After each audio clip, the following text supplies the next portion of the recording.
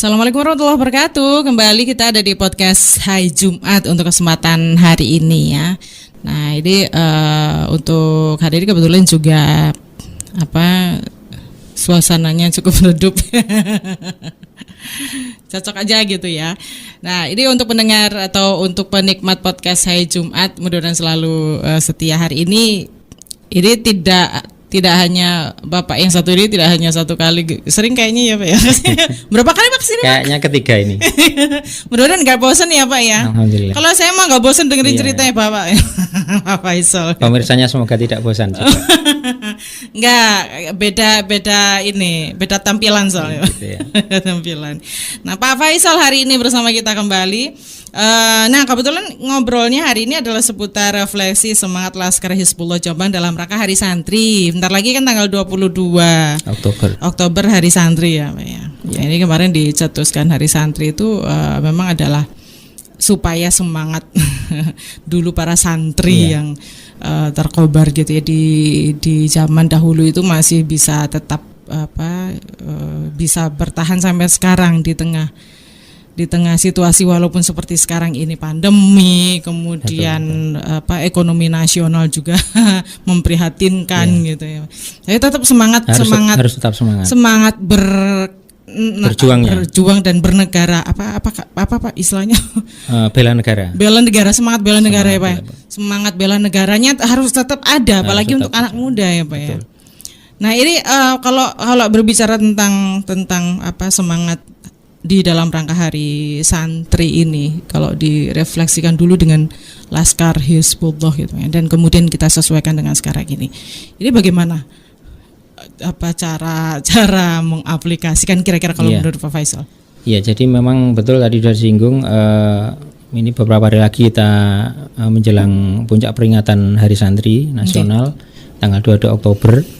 Mungkin harus diketahui dulu bersama bahwa memang penetapan Hari Santri ini mengambil tanggal 22 Oktober itu kan didasarkan pada resolusi jihad. Ya. Jadi memang tanggal 22 Oktober 1945 ini telah dikeluarkan suatu keputusan besar yang akan mempengaruhi jalannya negara Indonesia ini ke depan. Jadi memang dengan keluarnya resolusi jihad tanggal 22 Oktober 1945 itu yang menggerakkan semangat bela negara tadi. Jadi membela kemerdekaan NKRI yang baru beberapa bulan diproklamasikan. Nah itu salah satunya memang yang berperan di antara beberapa komponen anak bangsa banyak semua ini Laskar Hizbullah. Banyak yang mengatakan bahwa sebenarnya malah pada semangat resolusi jihad ini betul-betul merasa merdeka gitu Pak. Ya memang itu pemicunya. Jadi ketika Indonesia ini diproklamasikan tanggal 17 Agustus 1945 itu kan jangan dikira sudah habis proklamasi sudah selesai gitu ya kan. Padahal itu ibarat bayi baru lahir ya harus dirawat, harus diperjuangkan karena dia memang kondisi saat itu kan tidak aman, tidak baik-baik saja gitu kata anak sekarang ya. Jadi penjajah tidak tinggal diam melihat Indonesia memproklamasikan kemerdekaan bangsanya. Jadi, nah itu kan harus dibela. Makanya keberadaan Laskar Hizbullah sebagai salah satu komponen anak bangsa yang ikut berjuang mempertahankan kemerdekaan NKRI itu semangat bela negara tadi harus terus kita jiwai sampai sekarang, walaupun sudah 75 tahun berlalu. Seperti itulah kira-kira. Nah sebagai penulis buku Laskar Hizbullah ya Pak, kalau memandang dulu itu seperti apa situasinya? Iya, jadi mungkin ada yang belum pernah lihat buku saya. Kalau dulu pernah lihat ini bukunya.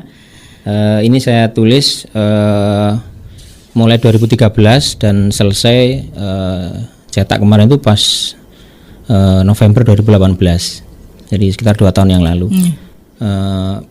Memang 2 tahun yang lalu saya lupa 2 atau 3 tahun yang lalu ketika peringatan Hari Santri itu di Jombang itu saya ketika berangkat dari rumah menuju tempat kerja itu menyaksikan ribuan santri dari berbagai penjuru waktu itu menuju ke alun-alun kan, dipusatkan di sana ya peringatannya. Nah itu saya seolah-olah itu bisa merasakan. Ini sekarang saya masih merinding. Saya juga iya, jadi merinding. Saya karena keinget pada saat itu juga. Iya, saya membayangkan karena memang yang berangkat itu kan di usia-usia itu. Jadi saya waktu itu bareng kalau nggak salah itu santri dari Denanyar, Tambak Beras, karena saya dari barat ya, menuju ke pusat kota. Itu naik truk, naik kendaraan terbuka, ada juga yang mungkin berjalan juga sebagian. Nah itu saya seperti berefleksi ke tahun-tahun itu. Jadi tahun 45 itu bisa merasakan lah girohnya ya, passionnya, semangat. Dan di usia-usia itu, jadi memang Laskar Hizbullah Jombang itu direkrutnya memang di usia-usia di usia itu. Jadi yang dulu yang boleh mendaftarkan sebagai Laskar Hizbullah Jombang atau Laskar Hizbullah seluruh Indonesia ya, itu adalah di usia 16 tahun minimal, maksimal 25 tahun. Jadi antara 16 sampai 25. Dan masih ada lagi syaratnya, belum menikah. Pada saat itu memang untuk menikah masih muda juga ada yang menikah. Sebenarnya enggak apa-apa. Makanya ini ada cerita, salah satu cerita dari anggota Laskar Hizbullah Mojokerto, tokohnya itu Pak Mansur Solihi, itu salah satu nantinya akan menjadi komandan batalion. Beliau itu salah satu tokoh GP Ansor di Mojokerto, di Ngedek. Itu tidak bisa berangkat ke Cibarusa karena salah satu syaratnya kan belum menikah. Nah, kayaknya waktu itu beliau sudah menikah mungkin ya, jadi tidak bisa berangkat ke sana. Akhirnya dari Jombang itu yang berangkat 4 orang, yang 2 itu santri, yang 2 semuanya santri ya. Yang 2 itu asli Jombang, yaitu Pak Hasim Latif sama Pak Sa'dullah dari Sumombito. Nah, yang 2 ini santri Madura, Pak Muhammad Nur sama santri dari Tebuireng. Nah, ini memang karena persyaratannya tadi. Jadi memang harus belum menikah. Nah ketika itu saya kembali lagi ke cerita beberapa tahun yang lalu itu, adik-adik itu yang di usia itu ya, usia mungkin masih SMP atau SMA ya, Madrasah Sanawiyah, Madrasah Aliyah, itu mereka dengan bersemangat dan memang itulah masih kita bisa rasakan lah sama itu di setiap hari santri itu. Sepertinya semangat itu masih bisa dihadirkan. Jadi kita masih optimistis lah, semangat bela negara itu masih ada dan tetap harus kita pertahankan. Pada saat itu ada berapa kalau dari Jombang sendiri untuk Laskar Hizbullah itu? Jadi setelah tadi dari 4 santri Tebuireng itu mewakili Jombang sebagai kontingen dari Karesiden Surabaya berangkat ke pelatihan Cibarusa itu, 4 ini sebagai calon opsir ya, perwira. Jadi yang mendapat didikan langsung dari Jepang, pelatih Jepang di Cibarusa sana. Nah, itu sebenarnya juga dibentuk Jepang ya? Iya, memang keputusannya ini kan sebelum Indonesia merdeka. Jadi PETA itu dibentuk, pasukan PETA pembela tanah air itu tahun 43. Kemudian setahun kemudian Laskar Hizbullah. Ya, tahun 44 Desember 44. Nah setelah itu bulan Februari pelatihan selama 3 bulan. Nah 4 santri dari Jombang ini, dari Tebuireng ini sebagai calon opsir, jadi pelatih, nanti akan menjadi pelatihnya pelatih. Nah 4 ini setelah mengikuti pelatihan 3 bulan lulus, pulang kembali ke Jombang. Nah ini melatih 40 santri lagi di pondok sebelah. Di sebelah. Nah, di sebelah dulu. Ini 40 orang lagi. Jadi di Tebuireng waktu itu belum? Ini kan pelatihnya pelatih. Nah, pelatihnya pelatih dulu ya. Kalau istilah sekarang apa? Trainer on TOT itu ya. Training on trainer itu. Nah, dari 4 ini menjadi 40. Nah, 40 nanti pelatihnya dilatih lagi. Nah, yang 40 nanti melatih yang di seluruh Jombang tadi santri, termasuk Tebuireng, Tambak Beras dan lain-lain. Nah, kemudian baru tanggal awal Oktober, jadi tanggal 7 Oktober 45 itu mulai dibuka pendaftaran Laskar Hizbullah Jombang. Waktu itu dipusatkan untuk tempat pendaftarannya di Pondok Tambak Beras. Pendaftaran sebagai Laskar Hizbullah Jombang. Iya, jadi seluruh santri Tebuireng dari semua daerah seluruh Jombang ini daftarnya di sana.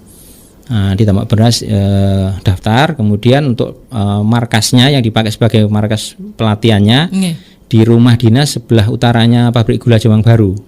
Di situ ada deretan beberapa rumah besar, rumah tua, rumah dinas ya. Nah, itu dipakai. Pada saat itu pondok yang sudah ada Tebuireng, kemudian kalau pondok kan semuanya sudah ada semua. Sudah ada semua kan.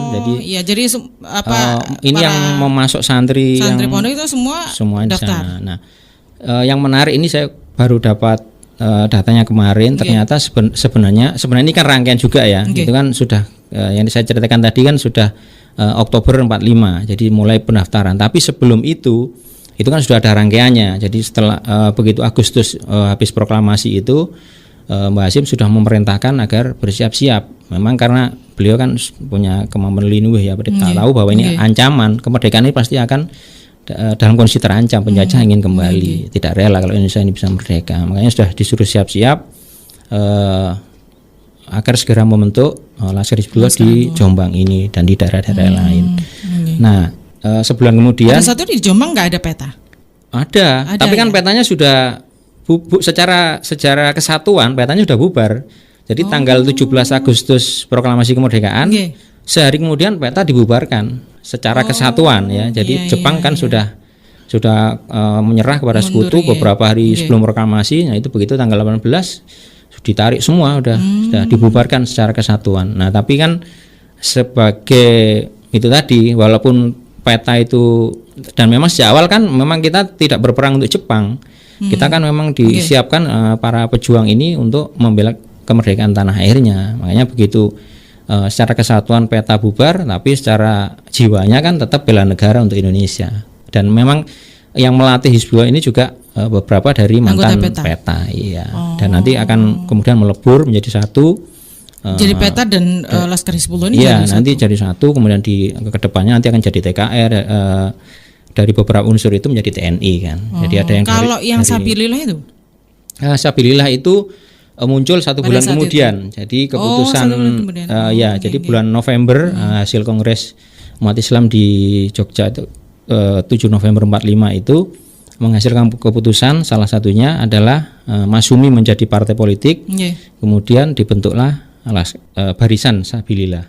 Jadi kalau Hizbullah itu Laskar Hizbullah. Kalau Sabilillah, Barisan Sabilillah. Barisan Sabilillah. Nah, Barisan Sabilillah ini beda ya memang itu ya. Beda ini aja, tapi semuanya kan berjuangnya sama. Itu untuk salah satu untuk mewadahi yang usianya di atas 25 tadi. Yang Sabilillah. Jadi itu kebanyakan kiai-kiai muda, gus-gus muda itu yang tidak terdaftar di karena faktor usia. Nah, ini membentuk Barisan Sabilillah. Dan Barisan Sabilillah ini juga salah satu fungsi lainnya. Dan ini menarik, saya baru dapat dokumennya kemarin. Nah, ini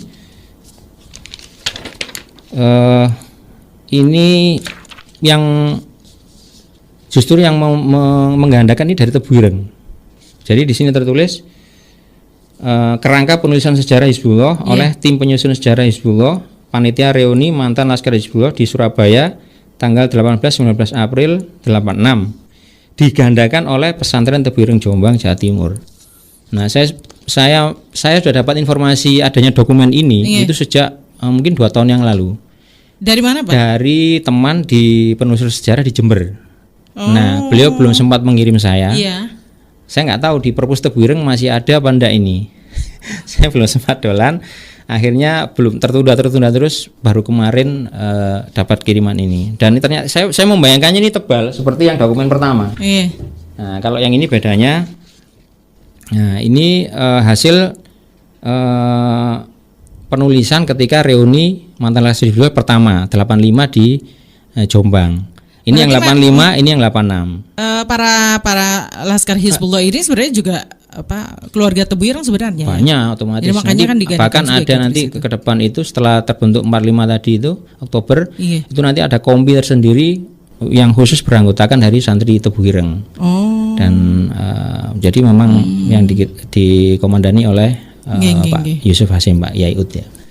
Nah, ini yang menarik dari jadi ini saya dapatkan dulu. Iya, ini saya dapatkan dulu kan. Nah, ini kan tebal. Saya membayangkan ini juga tebal, ternyata hanya 10 lembar. Tapi sangat menarik. Di sini ada itu tadi dengan menyambung pertanyaan Barisan Sabilillah. Jadi di sini tulisan Pak Yaiud itu menjelaskan bahwa salah satu fungsi Barisan Sabilillah itu mengawasi ya. Jadi mengawasi Laskar Hizbullah karena mereka kan istilahnya anak-anak muda. Jadi harus diawasi supaya tetap niatnya benar, perjuangannya benar. Karena mereka juga pegang senjata kan. Nah, jadi betul-betul dijaga agar niatnya jangan sampai salah berjuang itu. Nah, salah satu yang mengawasi ini adalah dari Barisan Sabilillah karena anggotanya kan kiai-kiai, ya gus-gus gitu. Jadi kalau yang Laskar Hizbullah kan santri, pemuda, bebas kan ya. Jadi itu salah satu fungsi dari Barisan Sabilillah itu mengawal kiai dan mengawasi Laskar Hizbullah. Itu baru temuannya baru menarik itu, baru kemarin. Belum ada 1 bulan saya dapatkan dokumen itu. Iya.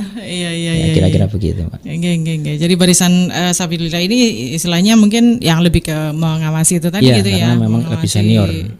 Berarti anggotanya lebih banyak kan Laskar Hizbullah sebenarnya kan? Nah, jadi setelah tadi dibuka pendaftaran di Tambak Beras itu bisa sampai lebih dari hampir 2.000 yang daftar. Jombang aja itu? Itu Jombang saja. Jadi katakanlah kita ambil aja 2.000 per kota. Padahal di sini ada Jombang sendiri, Mojokerto sendiri, Surabaya, Sidoarjo, Gresik. Itu yang ex Karesidenan Surabaya, belum yang ex Malang, Kediri, kemudian daerah Jember sana Besuki, ex Karesidenan Besuki. Wah, berapa puluh ribu waktu itu. Yang berangkat untuk resolusi jihad ya bersama setelah terbentuk tadi, ini yang menarik juga. Jadi setelah terbentuk Oktober 45, Laskar Hizbullah Jombang itu dulu kesatuannya sih batalion ya, tapi batalionnya ini jangan dibayangkan seperti sekarang. Jadi sangat besar anggotanya. Jadi setara ribuan tadi ya. Jadi nah ini kemudian disatukan nanti setelah keluarnya resolusi jihad tanggal 22 Oktober 1945 untuk mempertahankan Surabaya menjelang pertempuran 10 November itu. Nah, ini yang menarik, Pak. Jadi ternyata sebagai satu kesatuan karena Laskar Hizbullah ini kan sudah rapi ya. Ya walaupun tidak serapi organisasi militer beberapa tahun kemudian, tapi itu sudah ada garis komandonya karena ada Laskar Hizbullah Pusat. Kemudian nanti ada yang divisi-divisi ya di daerah itu, divisi Jawa Timur. Di sini dulu namanya divisi Sunan Ampel di Jombang, ex Karesidenan Surabaya. Jadi SGS MG Surabaya, Gresik, Sidoarjo, Mojokerto, Surabaya, Jombang. Gresik, Sidoarjo, Mojokerto, Jombang. Iya, jadi 5 kota itu jadi satu yang dipimpin oleh putranya Mbah Wahab, yaitu Pak Wahib Wahab, Gus Wahib Wahab itu sebagai Panglima divisi Sunan Ampel. Nah, ini yang berangkat. Itu ya, jadi menyambut seruan resolusi jihad itu. Nah, ini yang menarik. Ternyata Laskar Hizbullah Jombang ini tidak terjun pada perang 10 November. Kalau ini makanya ini harus hati-hati ya. Jadi jangan diartikan perang 10 November itu berdiri sendiri dan hanya berlangsung sehari itu. Jangan-jangan nanti jangan sampai keliru ini, terutama adik-adik generasi muda ya. Momentum penyobekan penyobekannya itu kan malah September, jangan dikira. Makanya kalau saya khawatirnya ada kayak teater, pementasan film ya teater.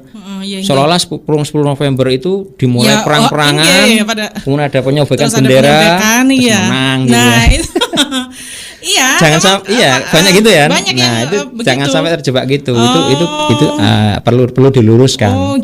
Jadi ada timelinenya. Ada garis waktunya. Iya. Dan jadi, itu puncaknya pada saat penyobekan puncaknya, itu. Bukan puncaknya, itu yang memicu. Salah satu yang memicu. Jadi pertama setelah kalau kita ambil garis waktu ya. Itu September ya. September malah. Jadi setelah diproklamasikan 17 Agustus. Kemudian mendengar bahwa kan karena sekutu belum datang.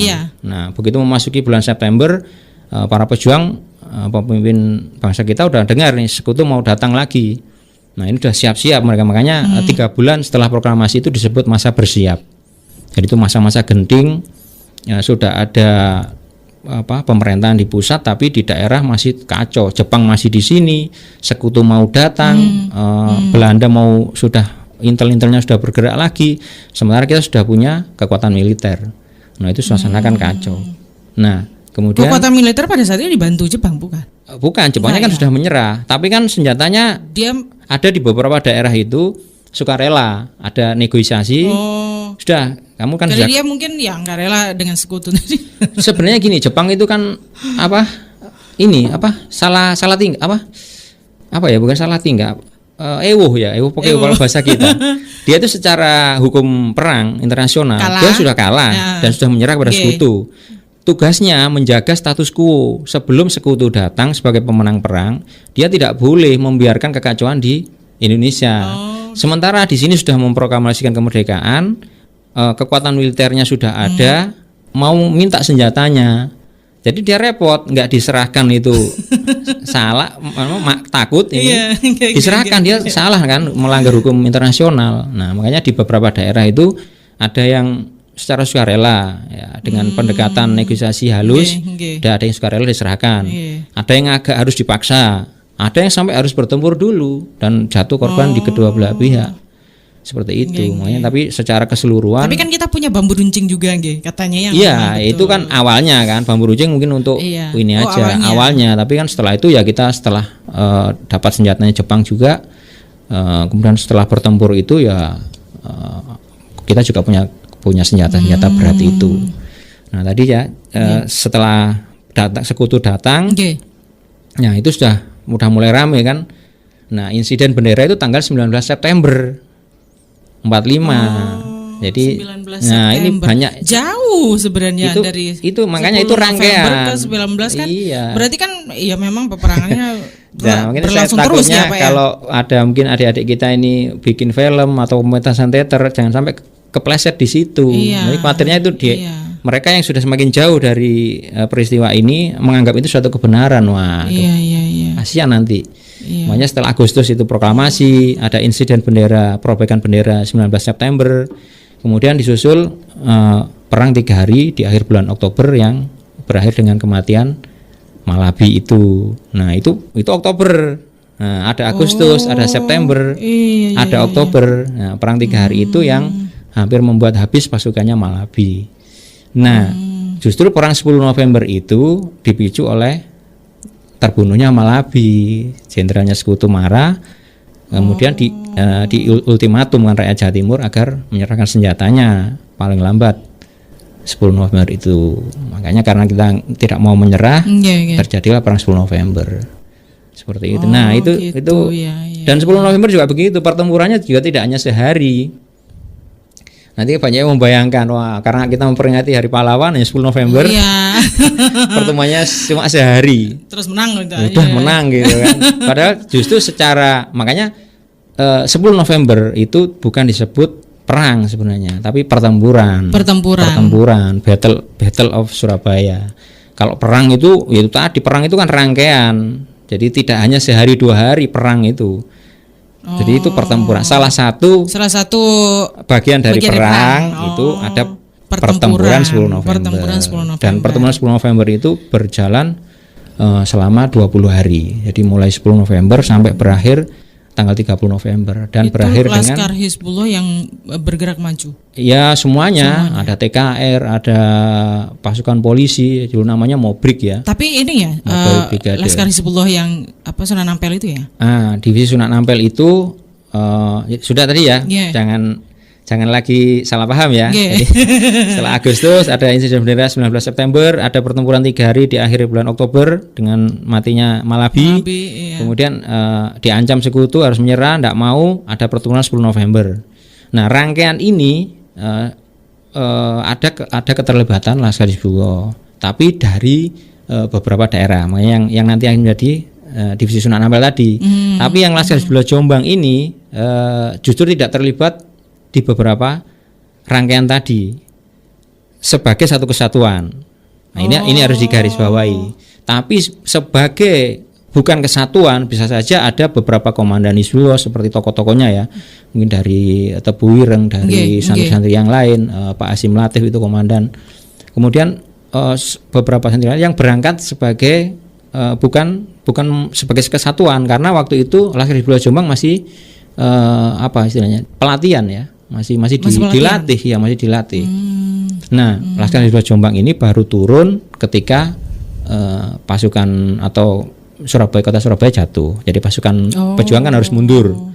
Nah, mundur ke Sidoarjo, ke selatannya ke Sidoarjo. Nah, ini baru Laskar Hizbullah Jombang maju ke front Sidoarjo di Buduran. Yang di Surabaya itu. Tanggal 1 Desember. Itu pengalaman pertempuran pertama Laskar Hizbullah di sana. Seperti itu. Yang Laskar Hizbullah Jombang. Yang Jombang. Tapi kalau Laskar Hizbullah yang lain, terutama Laskar Hizbullah Surabaya sebagai tuan rumah ya, otomatis mereka berjuang sejak awal ya, terlibat mulai Agustus, September, Oktober sampai dan seterusnya. seperti itu. Nah, ini ya itu tadi perjuangan santri Ya, pada saat karena, itu ya yang tergabung di Laskar Hizbullah. begitu resolusi jihad dikumandangkan itu kan sudah berangkat semua, sudah nggak berpikir lagi saya ini istilahnya tidak hanya Laskar Hizbullah kan, semua udah berangkat kalau udah karena wajib mulai dari titik 0 di Surabaya sampai radius 94 km dari Surabaya.